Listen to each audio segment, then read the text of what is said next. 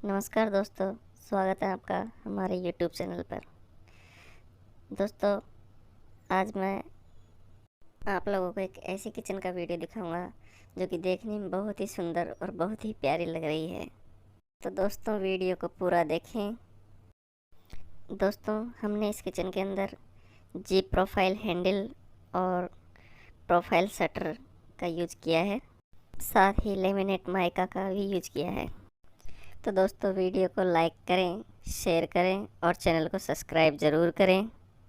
दोस्तों, यह किचन पूरी ही हैंडललेस है। इसमें ऊपर और नीचे कहीं भी हैंडल नहीं है। यह किचन पूरी ही प्लाईवुड में बनाई गई है। इसमें कहीं पे भी MDF का उपयोग नहीं किया गया है। दोस्तों, अभी इस किचन के शॉर्ट वीडियो में है, हम किचन का पूरा व्यू देख सकते हैं। तो देखिए किचन का शॉर्ट वीडियो अब।